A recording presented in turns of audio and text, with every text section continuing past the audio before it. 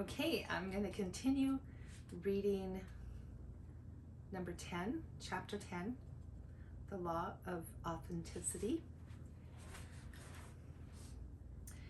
That year, the keynote speaker was a man I'd never heard before. He talked about the importance of adding value to what you sell. Whatever it is you sell, he told us, even if it's a mundane commodity that everyone else is selling too, whether it's real estate, insurance, or hot dogs. And with a chill, Joe realized that Ms. Davenport was talking about the man sitting next to him.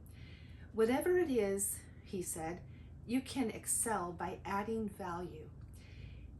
If you need money, he said, add value. And if you need a lot of money, add a lot of value.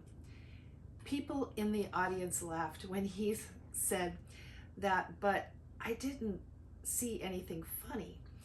I was sitting way in the back, feeling just awful about my life. Somehow I got up the courage to raise my hand. His eyes lit up right on me, and he said, yes, the woman in the back. And I stood up and said, what if you need a lot of money fast? He nodded and smiled and said, then find a way to add a lot of value fast. The audience responded with a quiet ripple of laughter. Ladies and gentlemen, let me tell you, I thought about what he said all weekend. And I thought about it hard. What value could I possibly add to a real estate listing by a failed broker in a buyer's market? Sunday evening it came to me, what could I possibly add? Nothing.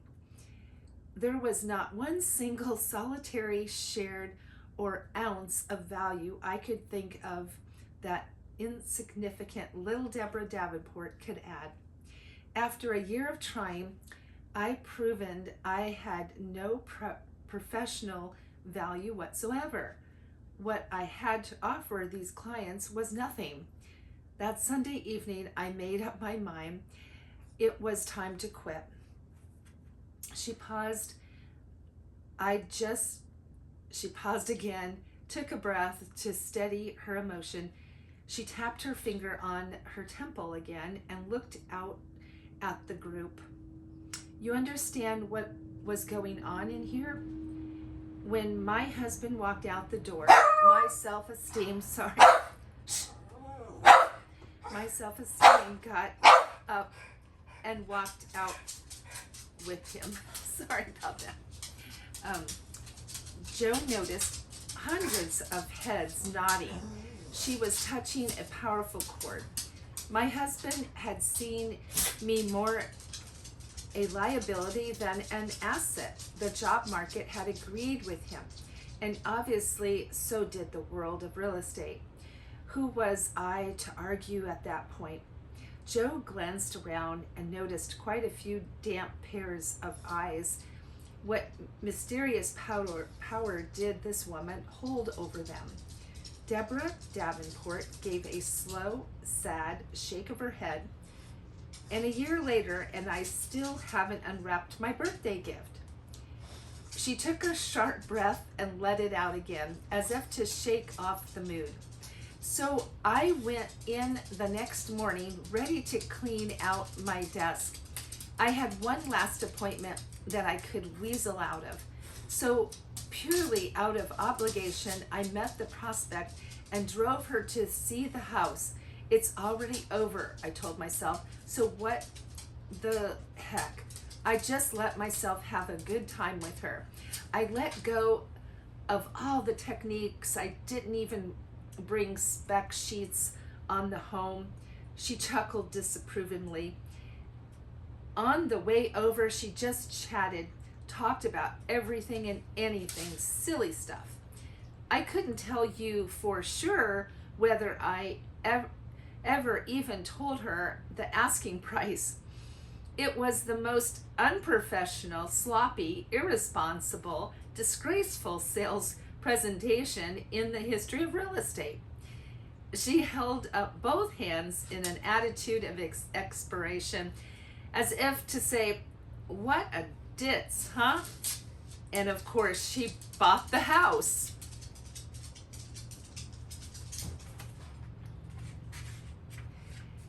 It took a full minute for the applause to die down, even for her to go on with her story. I learned something that day when I said that my life as a mom, wife, and household manager left me with nothing the marketplace wanted. I was wrong. There was something else I'd learned over those years, and that was how to be a friend, how to care, how to make people feel good about themselves. And that, my friends, is something the marketplace wants very much, always has, and always will. The speaker at the symposium had said, "Add value." I had nothing to add but myself. And apparently that was exactly what's been missing.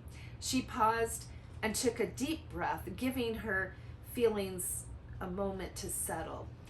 I've sold a few more homes since then, she began, and an appreciative wave of laughter went through the audience. Everyone present knew Deborah Davenport's sales record. A few more homes was probably the understatement of the decade. Later, I met the husband of the woman I sold that first house to, and he connected me to some friends who were getting involved in commercial real estate. I'd said I would never do that. Wrong again, Deborah Davenport's comment. And he connected me to some friends, touched a loose thread in Joe's mind, something he meant to ask a few days earlier but had forgotten until now. He leaned over to Pinder and whispered, "The connector?" Pinder smiled and nodded. Aha, thought Joe. So it was Deborah Davenport who sold Ernesto, the enterprising cafe owner, his multi-million-dollar commercial properties. When would he get to meet this connector character?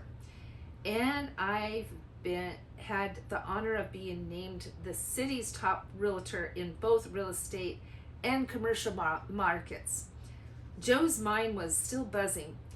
If it was this connector who had linked up Ernesto LaFronte and Deborah Davenport and had helped arrange the financing for Nicole Martin's fledgling software business.